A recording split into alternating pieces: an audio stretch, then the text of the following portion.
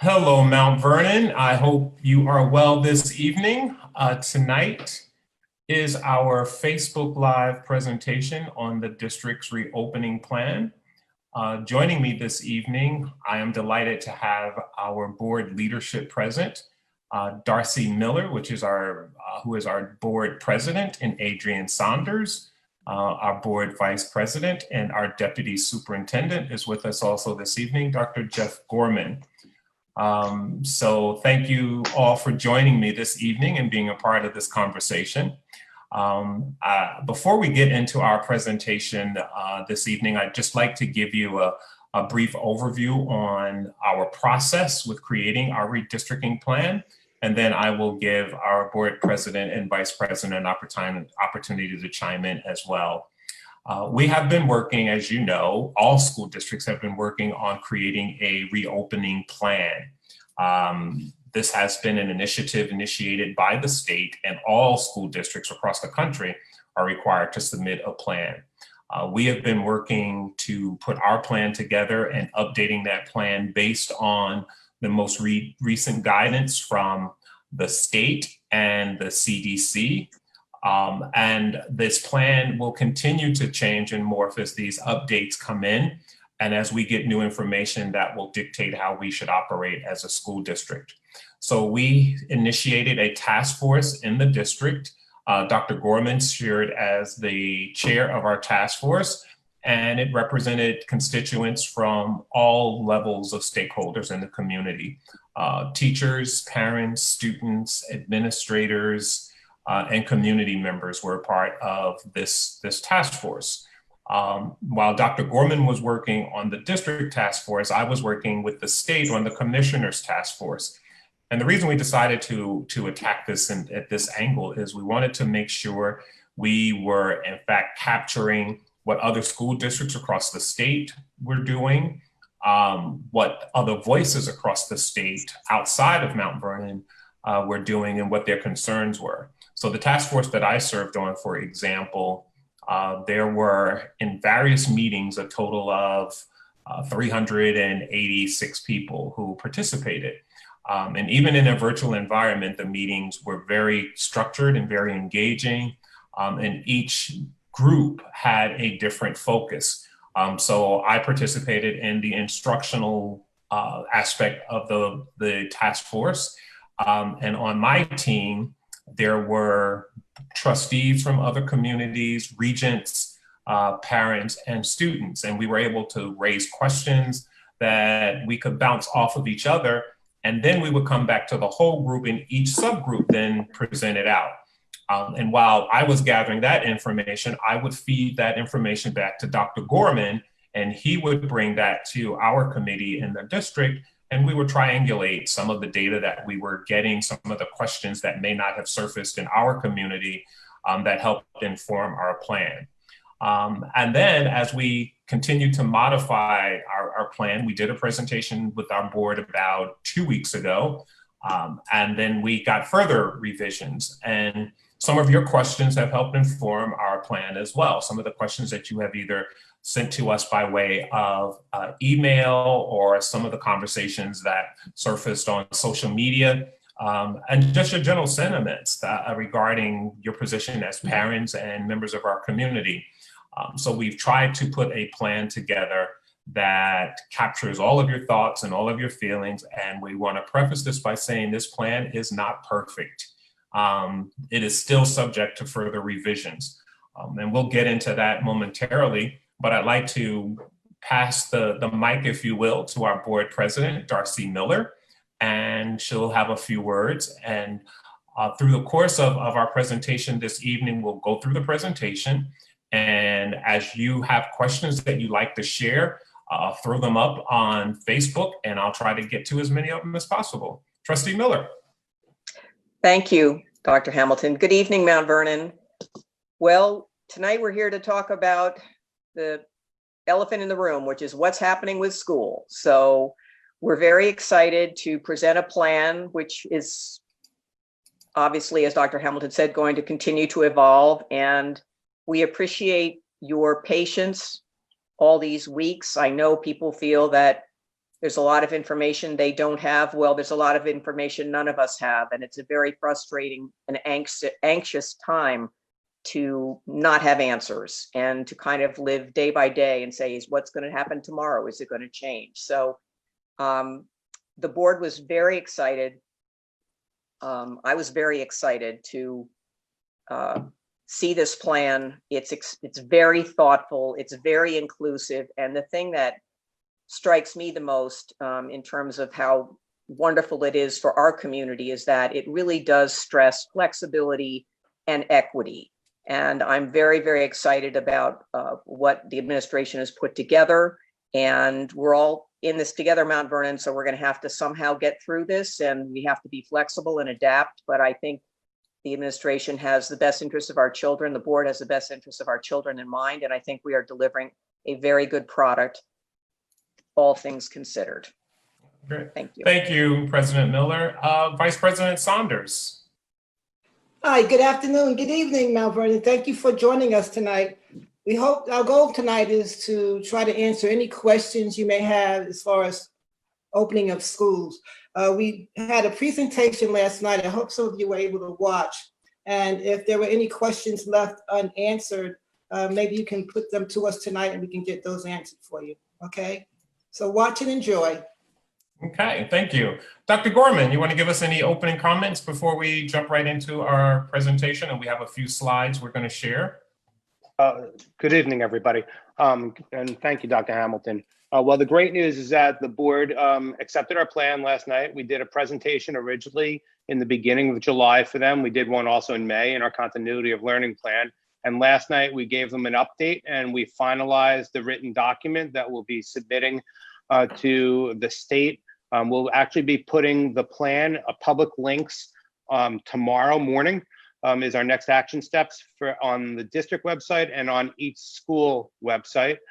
We are incredibly excited about what's ahead of us, and we are getting our communication team all lined up to meet and start sending out information, doing some fireside chats virtually, doing several outreaches to all groups and constituents. I just came off of a meeting with our 3 high school principals. We're meeting with our elementary principals, our teachers, curriculum experts. So we have a lot going on. It's fast and furious, and we're excited about where we're going. Okay, so why don't we get right into it? So let's start with our general overview, which is an abbreviated presentation that we did with the board, and we'll share a couple of slides that we can summarize with you. So you'd like to, Dr. Hamilton, you'd like me to queue up last night's presentation or our original one? No, last night. We'll do the abbreviated version and put a little more detail and share with our public. Great. Dr. Hamilton, would you like to share about the interview that we did today with EdTech Digest, a national publication? Yes, I'll be glad to. I actually just shared that with our president and vice president before we went live. So we were selected last night this morning to be featured guests on this national EdTech broadcast, and they will be sharing their publication after they put together the story. But they were so impressed with the work we are doing in Mount Vernon and the partnerships we've been able to create, and putting together a plan that captures some of the best thoughts in our region, in our state, in regards to how we've embraced technology, our learnings from COVID, and how it's really helped us move the needle on some plans we had that we would have initiated further down the line, but the COVID outbreak kind of forced our hand, so to speak, to move into a new learning environment and create greater opportunities for our students. So we're giving you all the theoretical stuff, and I know you want to get to the nitty gritty of how this impacts you as parents and as students. So let's go and get right into that. Okay, so some key updates since our last reopening presentation on July 6th. We have 3 options available in our reopening plan. One for a completely virtual learning environment if kids are not allowed in school. one on a hybrid learning model, which we will start our school year off as we know it today, which is a half face-to-face while maintaining social distancing and safety procedures. And the other half will be met on in a virtual by units of study. And we'll talk about what units of study are as well. And then, of course, if we're fortunate enough by the new year, hopefully we'll have everyone back, but we don't know because times are changing fast. So our plan, what we like so much about it is that it's flexible. So any of the three options that I just spoke at, we can flex into through our academic plan, Dr. Hamilton. Awesome. And again, while we're going through this presentation, you can throw your questions up on the live feed, and we'll try to get to as many as possible. So the gist of what we're doing, Dr. Hamilton, is that by the end of this week or early next week, we will put another survey out to families. I know one is running now until Friday, but we will basically be asking parents and students, do you want to come to school virtually 100%, or would you like to be face-to-face? And if you're face-to-face, our plan is to bring in half of the students on Monday and Tuesday, clean the buildings, and have teachers work on creating units of study, outreaching to students, working on social and emotional learning, getting regular professional development to better their practice, and to plan for the next unit of study the following week. And again, a real focus on health and safety and cleansing. And then the second half of the week, Thursday and Friday, we'll be seeing another cadre of kids and doing the same plan for them. The concept is based off of a 180-minute unit of study using some really powerful technology tools and some planning designs. And so the state has acknowledged that a unit of study is a backward unit based on power standards on what we want our kids to know, understand, and be able to do. We'll be using performance tasks, so students will be working on different tasks, watching videos, watching lessons that teacher have presented, collaborating with their peers. We will even have a virtual teacher on board when kids are not face-to-face with their teacher on the Monday, Tuesday, or the Thursday, Friday.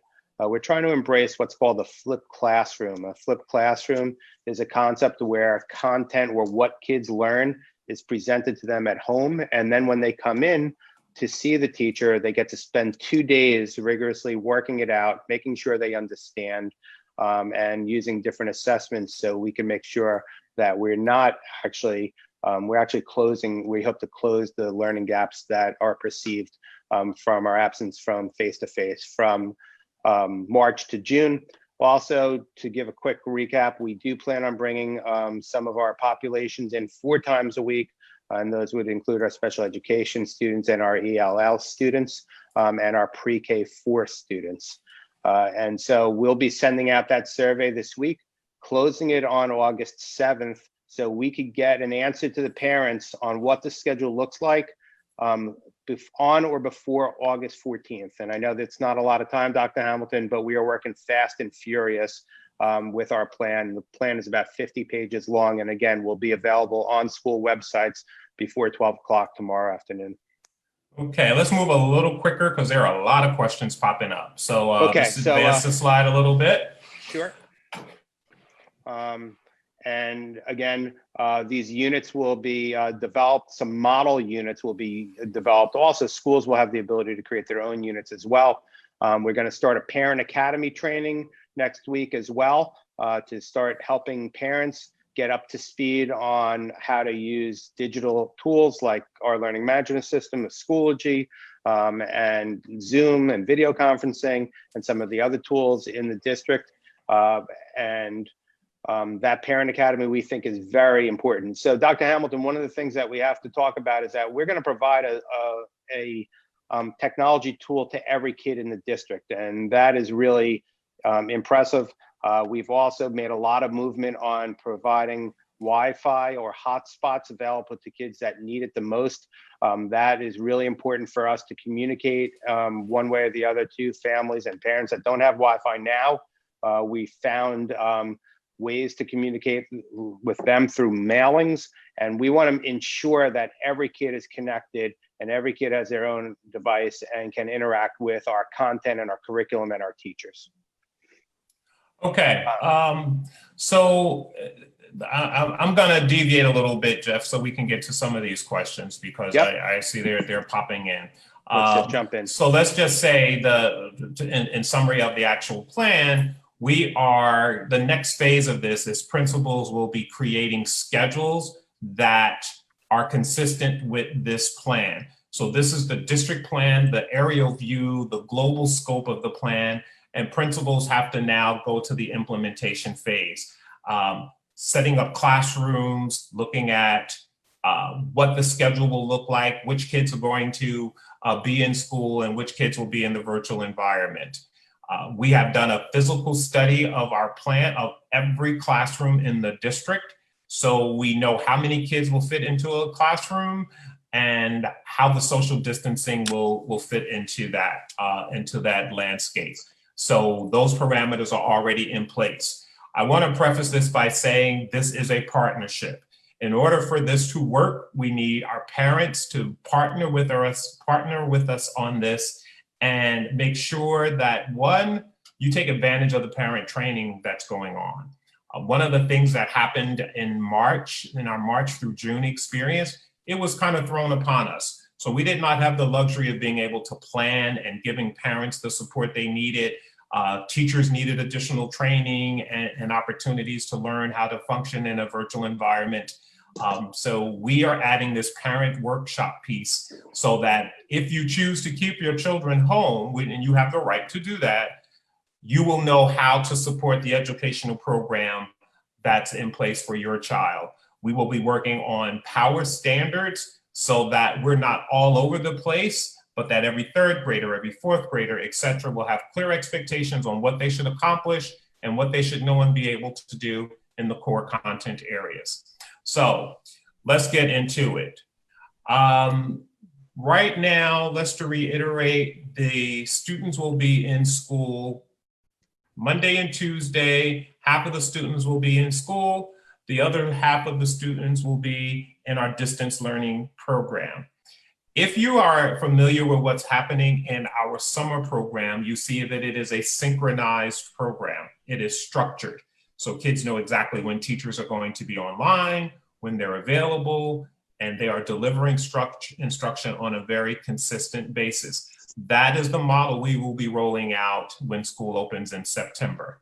On Wednesday, teachers will still be available to answer questions and to check in on kids and just figure out how they are doing. We want to make sure that we don't omit the social emotional needs of our students, and having time for students to check in with teachers to check in on kids, particularly kids that may not have shown up in Schoology. Teachers will have the opportunity to make those connections.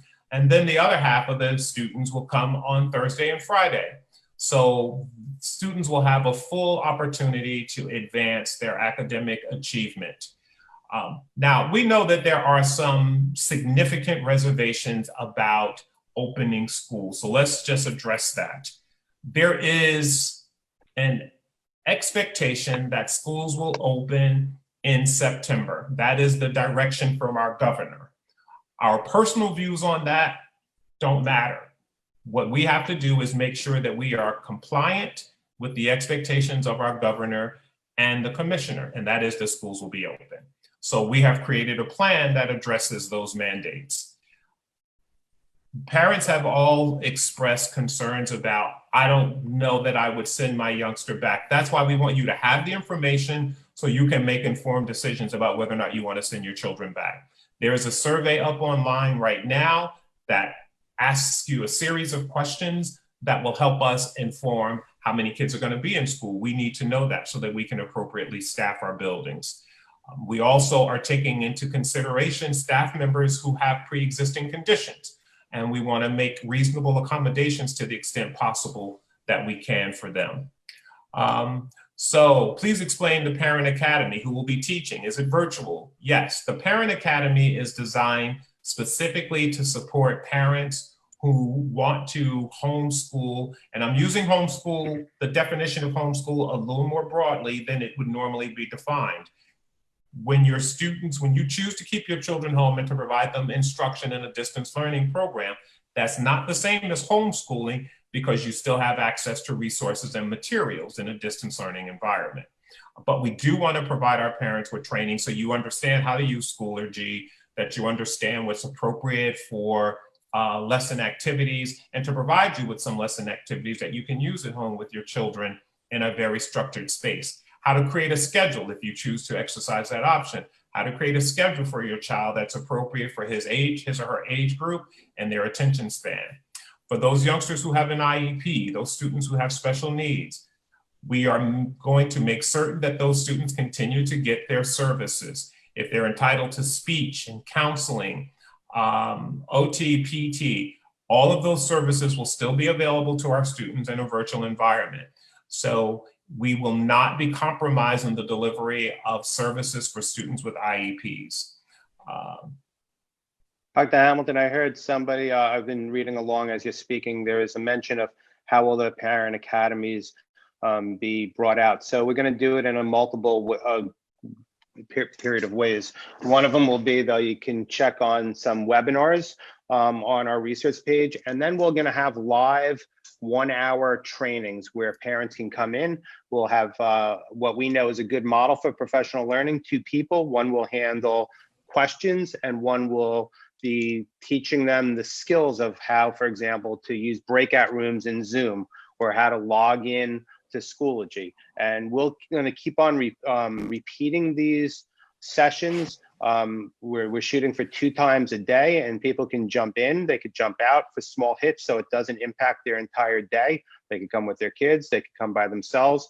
And again, a lot of this we did last year through Screencast-O-Matic, which you mentioned at the beginning of our program here. And so we will point parents to watch pre-made videos by our staff developers so they could get in tune, they could replay it, slow it down, play it again, watch it with their kids and their families and try to make sense of it. And we will be available to really support them through our parent liaisons, through the Office of School Improvement, through the Office of Technology, and our professional development staff.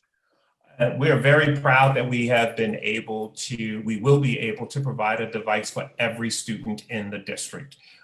When we first rolled this out, we tried to make sure that every family had one device, and we encountered some complications. There were people who had multiple children and they couldn't appropriately share devices in order to cover content. So that did not work in many of our families. So through the support of our Education Foundation, our PTA, some other partnerships, reallocation of general operating funds, we will be able to offer every student a device. Someone asked about who's covering classes. We have reduced class size to accommodate for social distancing in each of the classroom. And for those youngsters that are not in school, they will be home and there will be an instructor provided for them. Right now, we are still collecting data, so I want to be clear about that. We are still collecting data so that our students will have access to a qualified, certified teacher that's appropriate for the content area or appropriate for his or her grade level. So I see comments coming up about layoffs last night, and we're going to get to that in a minute.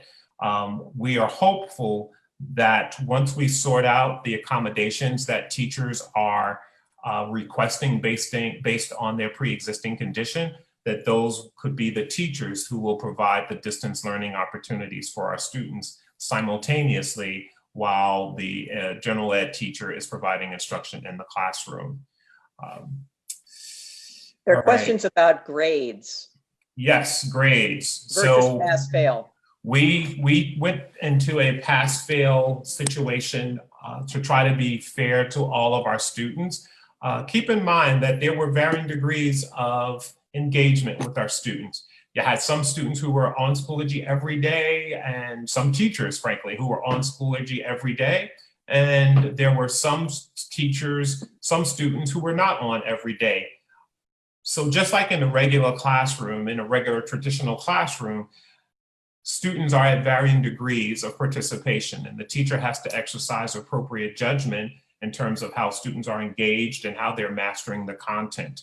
So in order to be fair, we had a committee to come together and look at a pass-fail grading criteria for this pandemic period. Dr. Gorman, you want to talk a little bit about that committee? Sure. So the foundation on the basis of the grading last year is still going to remain the same this year. It was a numeric grade first from grades 9 to 12. It was K-8 pass-fail. We will be going back to a full grading system, which will be standards-based in the elementary schools and numeric-based in the high school.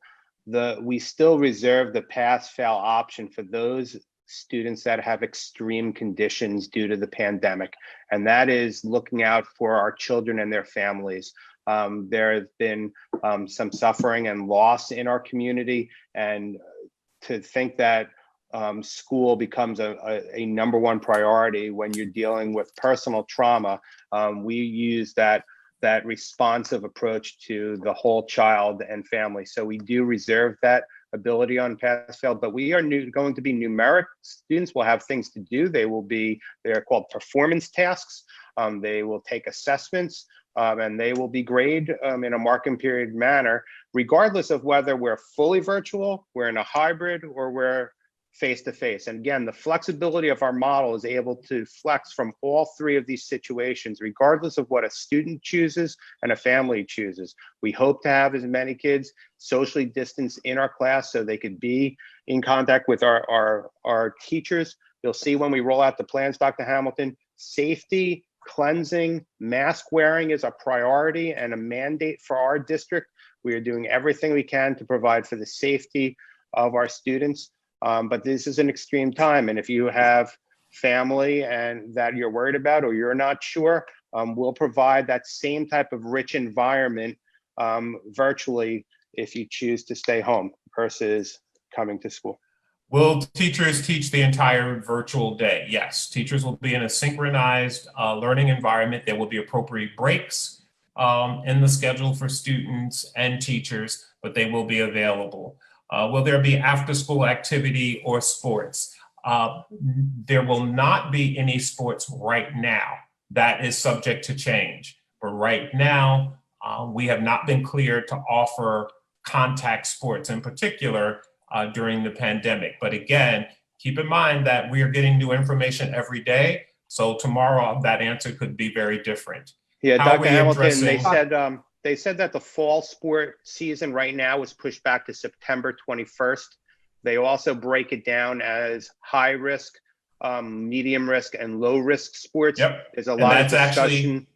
There's a lot of discussion about pushing some fall sports into the spring and having shorter seasons. So our athletic director, Coach Semino, is giving us regular reports from athletic commissions and the state. And again, that is in our plan as well, and it will be updated as a working document. But right now, the standard right now is September 21st for tryouts, but who knows what will happen as we continue through August into September. What about special schedules? And getting back to sports real quick.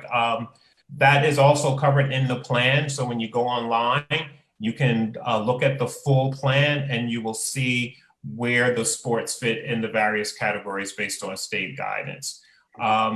Another question, Dr. Gorman, that popped up I want to share with you is what are about the special schedules like PE, art, music, and the media? Okay, great question, Dr. Hamilton. So physical education, we think, is our highest risk to keep kids to possibly spread the virus. So we want to make sure we are not having kids passing fluids through physical education. So the phys ed component is going to be a weekly unit, but it will be a virtual weekly unit. And there will be modifications to that. So for example, a phys ed teacher may get on in a Zoom just like we're doing and lead an exercise class. They might have a regimen for kids to take a 5-minute walk on a day and record it in a log. They might give them some content information on different sports and activities and have them do learning activities for that. They might show them videos and have them comment in a discussion group. When I spoke to the high school principals today, they talked about, well, possibly filling those preps. And if we have, depending on our numbers, maybe we could do some mild outside activities as well. But right now, phys ed will be on a virtual environment. Teachers will be in our schools full-time working on those units and working with the guidance department as well to come up with responsive activities for them. Art and music will be more of a push-in process. So we're trying to limit movement in our schools. We've worked with the security team, and we're starting to talk to our principals about how they could schedule that in the day, because teachers need breaks as well. But those specials will still be maintained in our schedule to some capacity. I see another question on here about students with pre-existing conditions. If your child has a pre-existing condition and you're not safe, you're not comfortable with sending your children to school, you may elect the distance learning option, the hybrid. That's why we have this hybrid option, so that you can make that decision as a parent to take advantage of the distance learning program for your children. So What is Dr. the Hamilton, commitment? Dr. Hamilton, let's just make sure we have same vocabulary and understanding. If they can opt for distance learning full-time, Yep. or they could opt for hybrid. Hybrid, there's a portion of distance learning, but there's a portion of face-to-face. So those are really the only two terms that are available. Either distance learning full-time or a hybrid learning. Regardless, they're going to receive the same type of course material and interact with the teachers in a similar manner. So Dr. Gorman, a question. If someone just opts for distance learning in the beginning, how long is their commitment to distance learning? Yeah, Can you opt back in? How does that work? Yeah, so we've so you can imagine, President Miller, that the organization between staff and students opting in and out and putting together schedules and to making sure we have teachers for students in the building and teachers for students out of the building is, Right. to say the least, a challenging process. At a minimum, if you opt out, you're out for at least a marking period. We haven't crossed that path yet. I know that's a similar Okay. path right now that New York City is working at. It depends on how good and what our resources are. We might say till the end of the year and or maybe January or December and say, hey, let's assess now you're in this environment. I think there'll also be some type of flexibility on extreme cases, but they will be handled on an individual basis. But right now, one of the questions that the principals came out with yesterday is like, within our plan, there's flexibility, but our plan is our plan. So there are some things that are sort of not negotiable, like wearing masks, unless there is a medical condition. One of the principals today said, can we have partitions for like music if in the Performing Arts Academy? That's a fair response request from that school, but wouldn't be something that we would do in all schools. So there's uniqueness within the plan, but the plan that was accepted by the board does clearly define the parameters of the learning. Masks. Yes, we are asking that students bring their own masks, but we will have masks for students who drop their masks or who the mask may get dirty. So we will have a supply of face coverings in the classroom for students, but we hope that parents will send students with appropriate face coverings to the classrooms. Let me take a pause for a minute because I see some of the comments and I don't want to editorialize them. So let me just say this. There is no absolute perfect solution that's going to appease everyone. Our personal views, there are some parents who don't think we should be opening school, and there are some parents who think we should be opening school full time. We have to comply with the parameters set forth by the governor. The governor's direction is we will open school in the fall and create a plan to accommodate various learning options for parents. That's what we're doing. We're past negotiating that. So for those comments that are on Facebook about this is stupid, we shouldn't open school, we're past that. We have to open school. That is the edict that we have, and we don't have the authority to say we're closing school when the governor is saying we have to open them. So let's move past that. In terms of safety precautions, we're going to do everything obviously we can to make sure our students are safe. We will follow CDC guidelines, which, by the way, changed very recently. CDC guidelines previously said we should be checking students when they walk in the door. Recent guidelines say that that's no longer appropriate. That's also in the plan. Jeff, talk about that a little more while I grab some more questions off of here. Yeah, of course, Dr. Hamilton. So think about this, Dr. Hamilton, when we put this out. So if, according to our survey, 50% of the kids are going to consider distance learning, right? So our plan then requires to bring in 50% of 50%. So really only 25% will be in our schools theoretically on Monday and Tuesday, and then Thursday and Friday. All staff and adults will be screened similar to the procedures we've put in place at central office. A questionnaire will be asked of adults related to the virus, interaction with people in the virus, their health, and their temperature will be taken. One of the mandates from the state guidelines was to make sure there's an isolation room in every building. And that's another reason for physical education going virtual. So we have the capacity to create an isolation room and then deal with contact tracing when appropriate, according to CDC guidelines as well, making sure that the kids and staff get to doctors and communicate with and get tested, and make sure we're doing our due diligence when we do see outbreaks in our schools. So when it came to the students, originally we had a similar plan in place for that, but then a couple of things started coming up. And if you check the plan tomorrow morning, you'll see that the CDC updated their guidelines on student screening as of July 24th. And the link is in there. And they said that students will contract a lot of different viruses or bacterias between allergies and colds and strep throat. And they compared the symptoms and they overlap with COVID. So they said that, number one, the psychological trauma of possibly testing and asking kids these questions and doing that physical screening was significant. They also said that kids, obviously, little people, second graders, first graders, don't have the capacity to answer those questionnaires, and we don't want to bring the parents out every day because another part of our plan is to really limit visitors in our schools. IEP meetings, for example, parent conferences, they'll all be done virtually, similar to the way we're doing it now through video conferencing. So we are putting in a self-screening process, and there will be a software package put out there where parents will have to verify that their students are not sick, have not exhibited symptoms of COVID-19, and they will have to verify that on a daily basis, and they'll have to say yes. And if the answer is no, then we will get an instant report, and those children will not be allowed into our school until they've met certain criteria to get back in. Okay, I want to try to move a little. Yes, I'm ma'am. sorry. We've talked about the dual schedule for kids, two days on, 3 days off. Will parents have an opportunity to select or at least put in preferences for the days that their children will be attending? And with that, will there be accommodations, if not, for students who have siblings in the district to make sure that the kids are home together and in school together?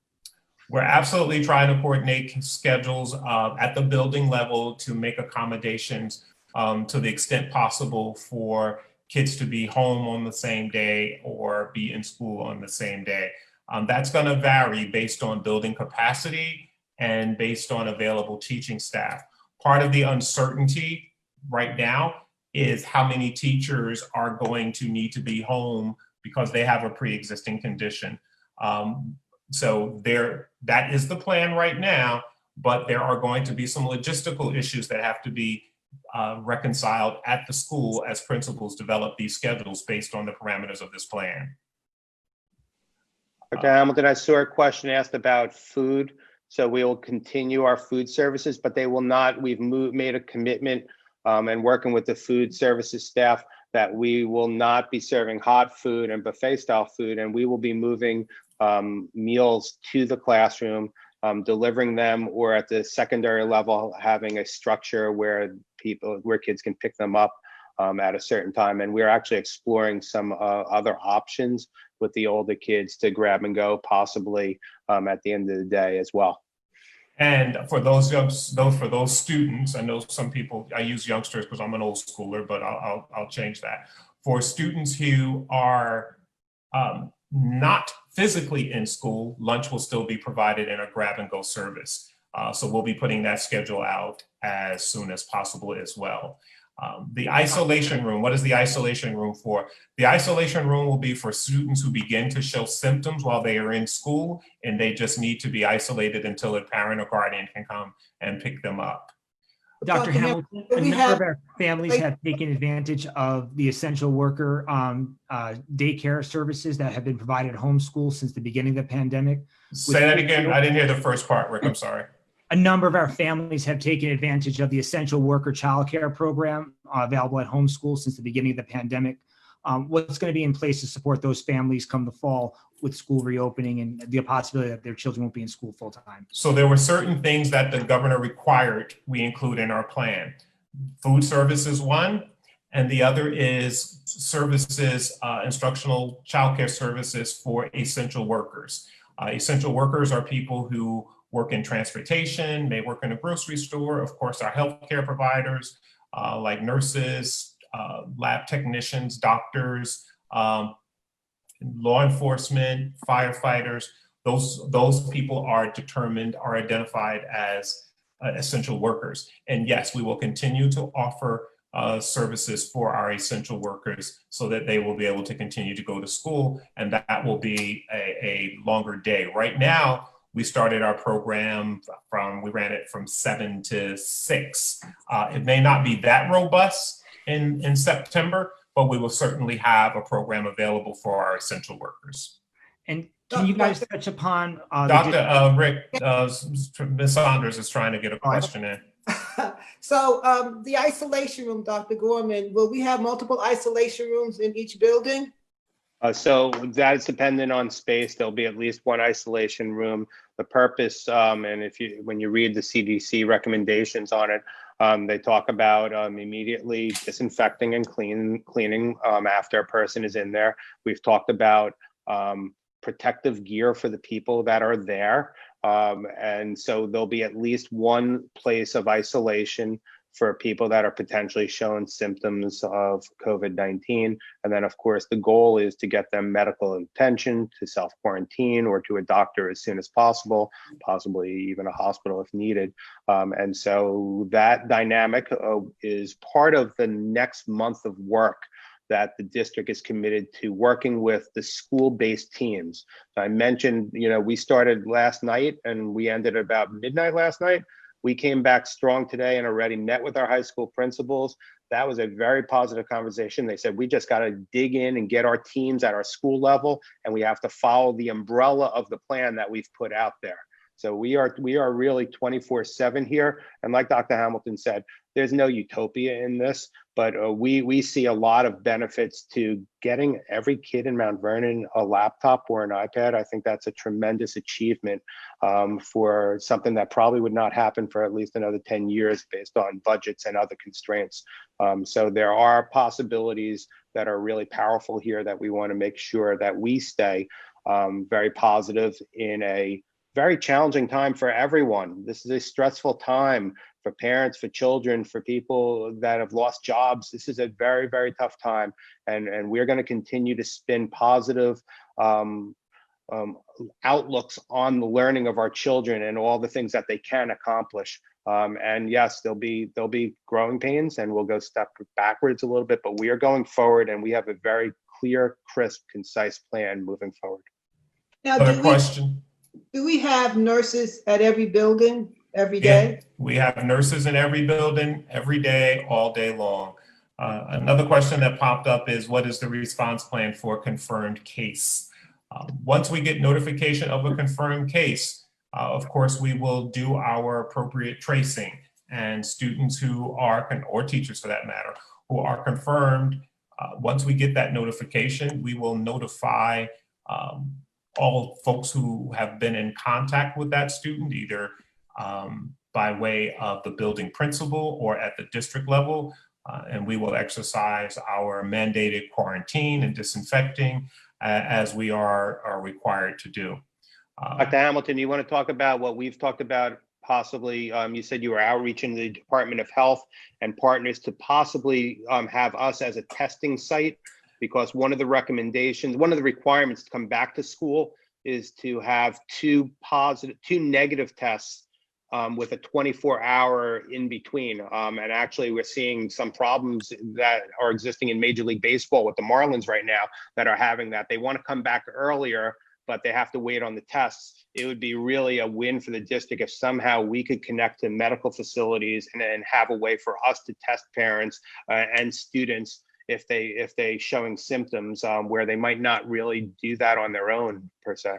Yes, we are looking, we are exploring the possibility of being a testing site so that we can try to turn around potential cases as quickly as possible and get information. Keep in mind that we also have a responsibility of protecting people's right to privacy as it relates to HIPAA laws. So I will not be able to say to you, Johnny in your child's classroom came back tested positive. I could say to you that there's been a confirmed case and your child may have been exposed, and these are the steps and parameters that you should follow. So that's what we will continue to do. There's a question that popped up about the principal at Pennington School. There is a principal. Mr. Gonzalez will be our principal for the 2021 school year. So that has been rectified. Dr. Hamilton. I see Dr. White Wallace is also on here answering some pre-K questions, so I appreciate that. I'm sorry, go ahead, Mrs. Saunders. Yeah, I'm sorry. So the essential workers are going every day, 5 days or 4 days? The essential workers do. Essential workers will be 5 days. We are required to provide a 5-day-a-week service for our essential workers. And we will, obviously, people will have to verify that they are essential workers in order to take advantage of that. Now, we don't know right now where we're going to locate that program. It's going to depend on need. I'm hopeful that we'll be able to offer a site on the north side and the south, and a site on the south side of town, just to make it easier for parents. The essential care worker program that we provided over the March through June period was very low in numbers in terms of daily participation. So if that's an indication of how many people will be taking advantage of that, we'll be in a good position. Are masks mandatory? Yes, masks are mandatory for all students and all staff in buildings. We are asking parents to make appointments when you come into the school building, and please do not be offended if you were told that you need an appointment. That is not in any way to distance ourselves from parents or to close off our buildings, but to control the number of people who are in a building at any given time in common areas. And the only way to do that is to ask that you make an appointment. Of course, there will be circumstances where you will need to access a teacher or an administrator, and you may not have the luxury of setting an appointment. But it is our expectation that you will be compliant with those expectations. What if a family member of a student has tested positive? If a family member of a student has tested positive and that student has been exposed, we ask that you follow the 14-day quarantine procedures and keep that student home for those 14 days or until you get documentation that the student is negative for COVID-19. Yeah, Dr. Hamilton, there's also new guidance coming out that it might be 10 days based on symptoms versus a positive test as well. But yes, a medical doctor certifying that it's okay to come back to school is also an option as well for certain cases, not confirmed cases, of course. Of course, if there's a question, you want to stick a Q-tip up my child's nose. No, we don't. We want to control the spread of the virus. And of course, in order to do any testing, parents would have to give consent in order for that to happen. This is going to be a disaster, in my opinion, with children going back to school on public transportation, no way to social distance. What is the issue within itself? This is very scary. I agree it is very scary. I have concerns as well. All we can do is do the best we can to make sure that we are keeping staff and students safe as possible. Why can't students have PE outside on the days that they show up for school? Where feasible, they can, and we will make those accommodations. That's part of a building-based decision that principals will be able to implement based on their availability of staff and space, and obviously to the extent that weather is permitting. A couple of other questions that are popping up are in relation to teacher availability. We have no reason to believe that we will not be able to appropriately staff our buildings, and I'll also answer the class capacity. Some of our buildings have very large rooms and some of our buildings have very small rooms. A lot of it depends on the age of the building and when the building was constructed and what the guidelines were in place at that time.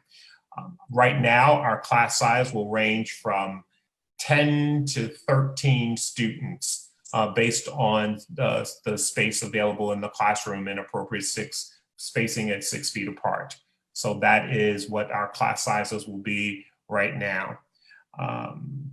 My son was rezoned. I lost that question, sorry. Mr. McCormick, if you can read a couple of these questions as they're popping up, because I keep losing my placement. What size will remote classes be?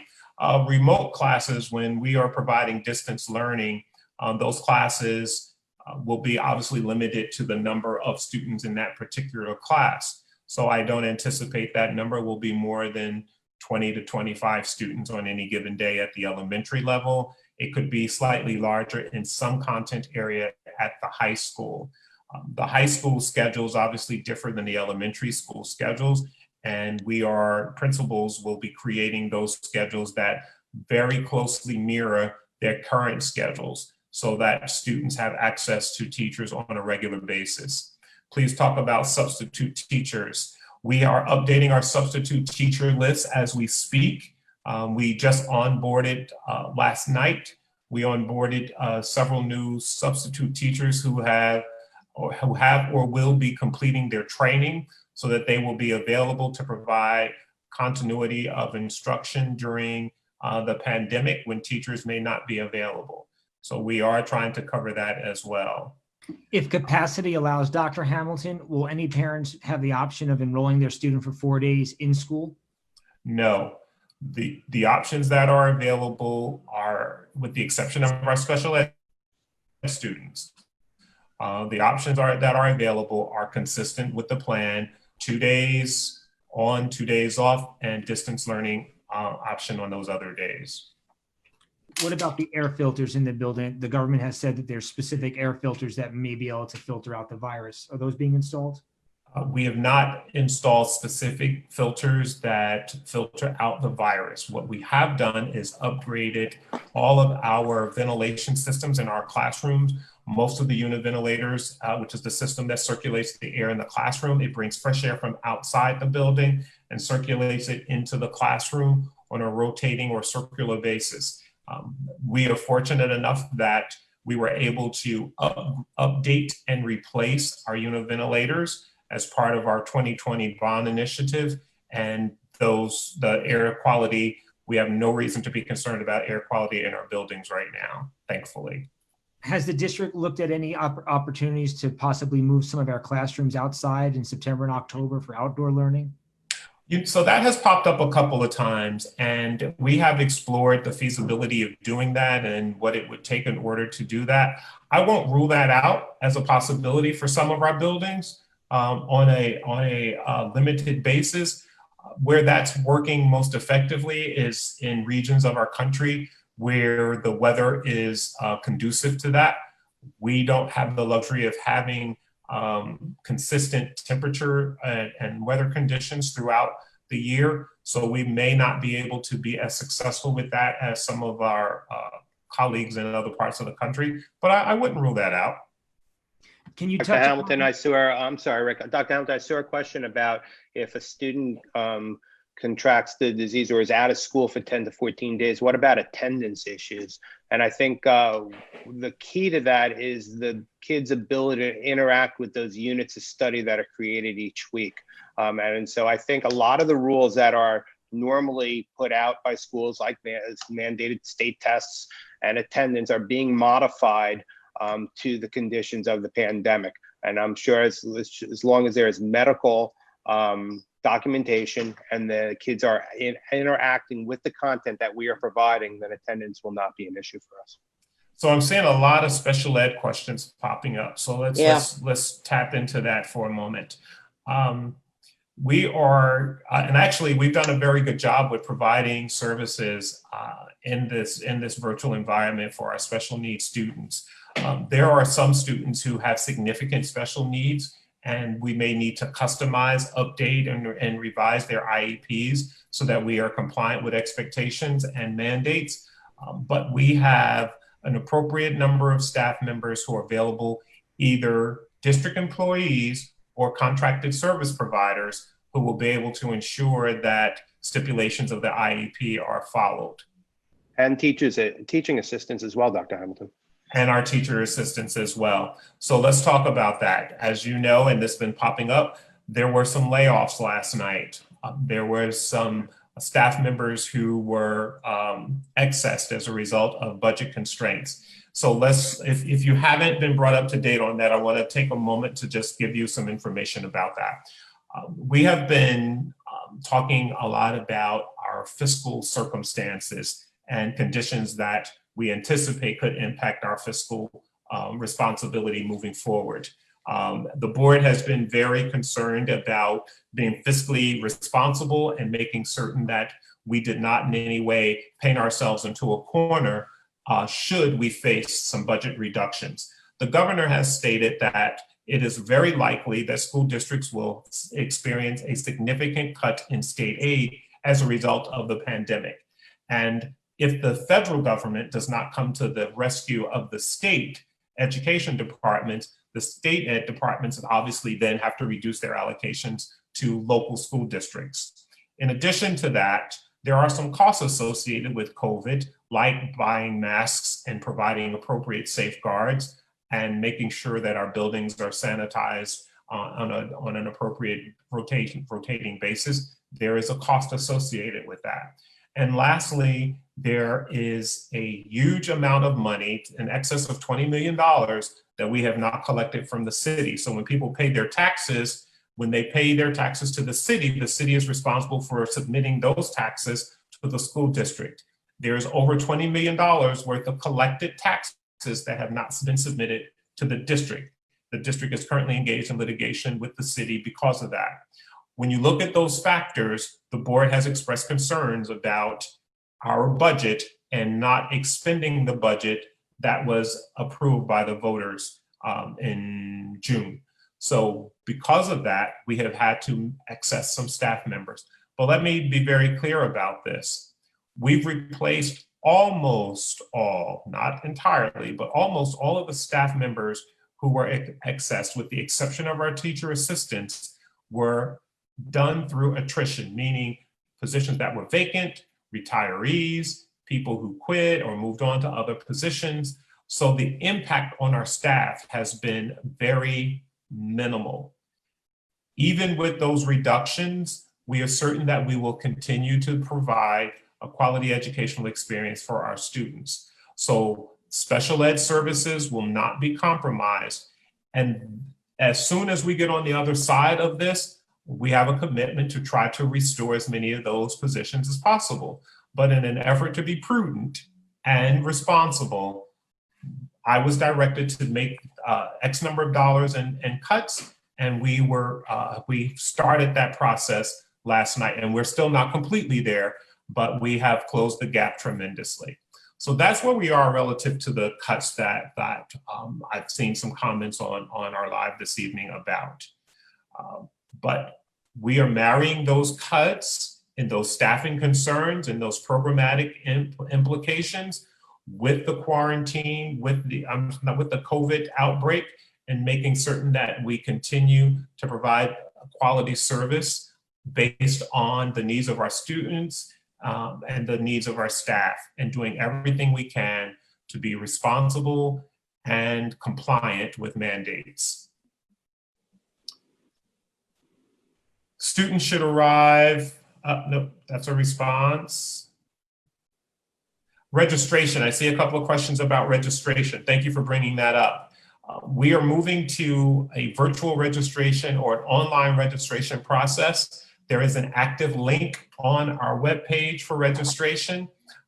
If you have specific needs that should be addressed, you can reach out to Dr. Kim Smith, who is staffing our registration department, and she will be able to provide you specific information. But what you need for registration, your documentation, your verification, what documents you need in order to satisfy our requirements are posted on the website as well. So you can screenshot those documents or scan them, whatever is most convenient for you, and take advantage of the online registration process. Well, Do we have, Dr. Hamilton, do we have, as part of what we're going to have, posting the plan on the website, are we going to have an FAQ? Because I see a lot of questions. Yes, thank you for bringing that up. What's hybrid, what's homeschooling, and what's distance learning. So absolutely. Differentiating between those three modes. Thank you for bringing that up. I saw some of that on there as well. Yes, we are going to, first of all, you have a survey where you have an opportunity to pose those questions, and we'll be posting the response to those surveys online as soon as we tabulate them. And then you're going to get another survey that relates to your technology needs. Do you have access to Wi-Fi at home? And we will make certain that we get some support in place for you. Dr. Gorman? Dr. Hamilton, so part of our plan is a communications plan. It's outlined in our plan, and we have dedicated part of our website to be 100% committed to the reopening plan. So on that reopening plan, I am meeting with the communication teams this week to start posting FAQs. We have already gone through a lot of them and are ready to post those documents. We're also, in part of our communication plan, are going to do a lot of virtual visits like we're doing. So we're going to do them school-based. We're going to do them regularly to over-communicate what seems like a shock to the system today, because I feel that overload coming at us a little bit today. But I anticipate it because this is the first release of it. We had to get the plan in place. We had to have it accepted by the board and given to the state. And so subsequently, we know parents have been waiting for this, and here it is. And so there should be lots and lots of questions to sort of make sense and figure it out. Our communication plan will be extensive and nonstop. You're going to see a lot of us, and we're going to do everything we can to try to give people information. I mean, like you said, I don't think we'll have all the answers that'll satisfy everyone. Clearly, that will not happen. But we are putting together a very strong educational and safety health plan for the reopening of schools in September. Another question I see from one of our parents is, have all teachers been tested? No, we have not, nor have we mandated that all teachers be tested, no more than we have required that all students be tested. So we have not put those parameters in place.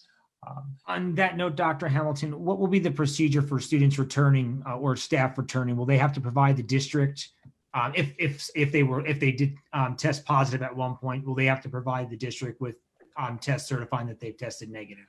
So there are parameters set forth by the Department of Health regarding how students and staff return to school after they have tested positive, and it is one of two sources. Either you have been out, actually three, you have been out of school for at least 14 days and asymptomatic, or you come back with a physician statement indicating that you have been cleared or you are no longer positive, meaning you have a negative test result that's dated after you first became symptomatic. And lastly, that you're beyond those 14 days, which is the standard. And again, that guidance could change based on new research that is becoming available through the CDC.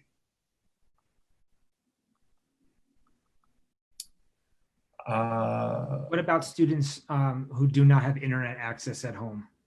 We are looking at hotspots, and we have purchased a series of hotspots that will be available. We are also looking at continuing the partnership with some of our service providers like Verizon. I can't think of the other one. Optima, thank you. And T-Mobile, Sprint. Yes. And Dr. Hamilton, we found out today that BOCES Lower Rick is going to have an option for us to possibly purchase at a reduced price. more hotspots for our kids. It'll be coming this week, that notification. Right now, we have over 150 hotspots to distribute.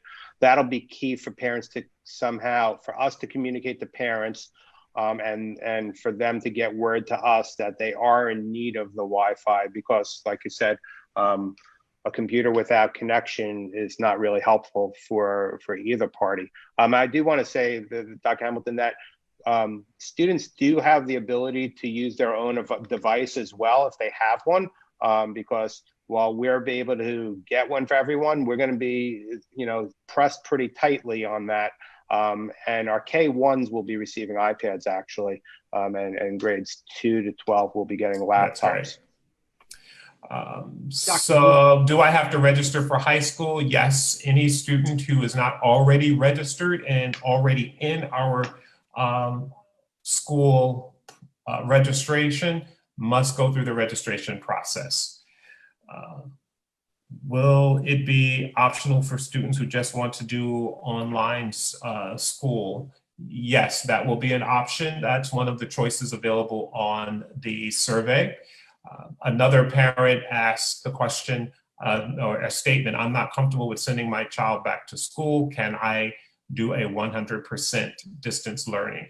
You absolutely may do that. And I can appreciate from a parent perspective, you may not be comfortable with sending your child to school yet, and you feel free to exercise that option. And we would encourage you to take advantage of that parent university to get additional training and resources on how you can maximize that experience for your child when they are home. Dr. Hamilton, living with a teenager, one of the problems they're having is they want to go back to school.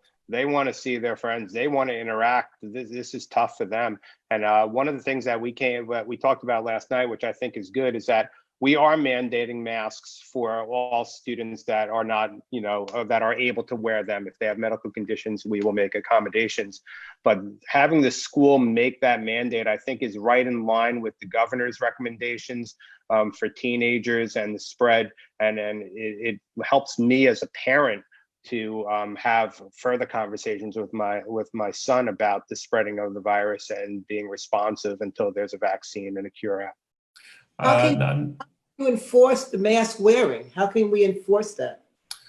We're actually going to provide teachers with training on how to diplomatically encourage students to wear masks and wash their hands for our younger students as well. We are also going to make certain that our students are in service on the importance of wearing masks. And we're asking our parents to assist us with that and express the importance of student wearing masks while they're in students, particularly for our younger students. But there is recent research saying that students are not as challenged with wearing masks as we anticipate they will be. And that's actually good news. Another question I see online is, how will we monitor students who may have been subject to abuse when it's hard to see physical abuse in a virtual environment? That's a great question. That's why we have these check-ins on Wednesdays, so that teachers will be able to make contact with students and provide a check-in on their physical and emotional wellness and pay attention to those kinds of things in the classroom. It will not be the same as it is when you have that in-person experience with the teachers and students on a daily basis. But we will provide that check-in on Wednesday, which is what we're calling Wellness Wednesdays. Dr. Gorman, are you able to maybe give our watching audience a snapshot of what a typical day for an elementary school student might look like as they come to school, and what a typical day for a secondary student might look like? Yeah, so based off of the unit of study, and what we started the show on was that kids will be receiving content and things to do at home through technology. And so when a student comes into their class at the elementary level, there will be a focus on making sense of that content, and a focus on literacy and numeracy. And so the teacher will be working in small groups within social distancing restrictions to really work individually and to make sense, and so to make sure that the kids are successful. And just seeing a teacher we know has very positive results, and getting out of the house is really important also. At the secondary level, we're trying to, after our conversation today, is come up with a format of housing using a house concept, meaning that a group of students basically stays with each other. And unfortunately, it's a little harder at the secondary level because their kids are taking different courses at different grade levels. So we're going to have to figure out a way to restrict movement. We've talked about one-way hallways, different times to move children. And then, of course, we're subject to what happens when there are outbreaks. The district can choose to close for a school for a limited amount of time, 1 or 2 days. They can consider that depending on the outbreak or what the sickness is. But we plan on basically, the short of the answer, Mr. McCormick, is that we want the kids with the teacher for the majority of the day or as much as we can. And we want to limit movement within the building. Another parent asked if a student in the classroom tests positive, do all the students in that classroom have to quarantine for 14 days? The answer is yes. If we get a confirmed case in that classroom, we will notify parents accordingly, and it is recommended that students quarantine for that period of time. Another question about registration. Did I say that all high school students have to register? No, if you are already registered in our district and you've attended that school last year, you do not have to re-register unless you've already been notified that your lease has expired and you need to provide an updated lease. Otherwise, your registration continues intact as it did the previous year. The only exception is if your lease has expired and you know your lease has expired, you need to provide us with that updated information. So Dr. Hamilton, one of the next steps we talked about, and I have the survey, the preliminary survey that we looked at yesterday in our advisory cabinet. We'll probably be releasing that on Friday, Monday, the latest, but we have a deadline. So the deadline will be the 7th of August to return that. The assumption is if they don't return it, that we're going to schedule them to come face to face. And use our hybrid model. So that will be the assumption if parents choose not to fill out that survey, but we're hoping they will right away. Right. Even if you are rezoned, if you are impacted by the rezoning and you received a letter, you do not need to re-register.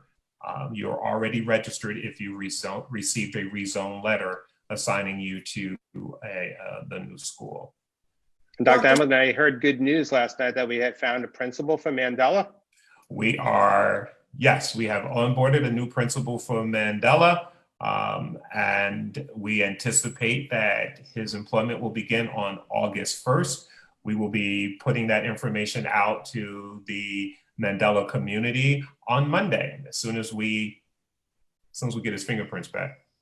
Mr. McCormick just texted me a question about plans for emergency drills, fire drills. So there's a whole section in our reentry plan. It's pretty cool. They talk about conducting the same types of drills we would normally, but simulating it. We're using a hard corner for it and getting all types of procedures. One of the hot spots we know are stairways. So stairways, we probably do not want to access much on going up and down. So we'll talk about drills. We'll talk about how to evacuate. We'll simulate it. We'll show them some videos, and knock on wood, we will not need to evacuate our buildings, but we will be prepared with emergency drills and evacuation drills like usual. Another question is, where did it go? I just saw it.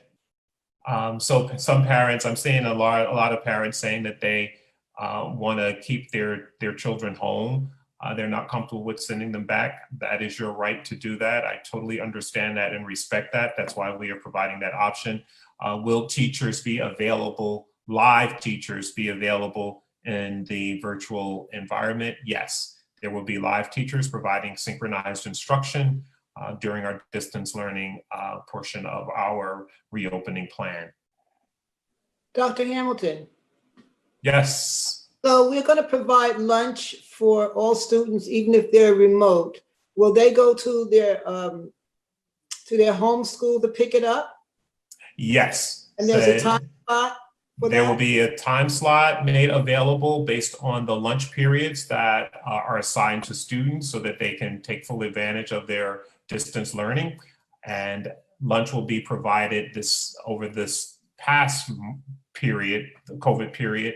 We identified 4, we eventually added another, and we had 5 sites where students were picking up their breakfast and lunch. When we open in the fall, students will be able to pick up their lunch from their designated school site. So they will have more options than they have previously. So what if they go to the high school, a high school or the STEAM Academy that's kind of out of their way? Can they go to a local or a closer school building to pick up something? We would need to know that in advance because the lunch is based on the enrollment in that school. So if students, for example, are at Mount Vernon High School and they want to pick up their lunch at Benjamin Turner, we would need to know that in advance because Benjamin Turner will only be preparing lunch for the number of students in Benjamin Turner. I wanted to respond to one comment that I think sums a lot of this up, and that is, this is also overwhelming. Yes. And I think whatever community member said that it's absolutely correct. We are all feeling overwhelmed. I just hope that you can take some comfort in the fact that the administration has done a fantastic job of planning for every possible eventuality. And the website, our website is very robust, so all the information you need will be there. But it is all overwhelming, and not knowing and operating on a day-to-day basis is very challenging, and we appreciate that. And we just all have to try to be kind to each other and get through this together, and I'm sure we will. And we're all in Exactly. this together. And you're welcome, Kay Sear. Thank you very much. I know we did not get to all of the questions. There are 1,100 questions, comments on here. We could not possibly answer all of them. We've been on over an hour now. So Dr. Hamilton, let's get the plans out tomorrow. Maybe we'll come back in a week and do another round. I'll be glad to and get some of these questions. I'll actually even try to respond to more of your questions online. Lincoln School is reopened in September. Yes, Lincoln School was never closed. So if that's been miscommunicated, that is inaccurate. Lincoln School is open. So is our new site we plan to open that site in September, and that is the Mandela School. Thank you, Joshua. I appreciate you as well. All right, folks. I know it's not 100%. I know that some of you, your questions were answered and you may feel a little more comfortable, and some of you may even feel more uncomfortable based on this information. And all I can do is apologize for the circumstances that we are in and reassure you that we have the best interests of our staff and students in mind. And we want you to be safe as much as you want your children to be safe. That is our commitment, but it's not 100%. Thank you, Mrs. Montessier as well. We will continue to learn from our experiences. We will continue to adapt and do the best we can. And I trust that our principals will provide you the support you need on their individual basis. Thank you all for your comments, and thank you for your thank yous. I appreciate that. And we will get through this together. We're not the know-all, be-all, and know-all on this, so we appreciate your input and hope you found this evening a useful time, a useful way to spend your evening. And I appreciate you all. Thank you very much. To President, Vice President, thank you for joining us this evening. Rick, as Thank you, always. everybody. And Thank my you. sidekick, thank you very much. Have a great evening, everyone, and be safe. Be safe, everyone. Mask it up. Good night, folks.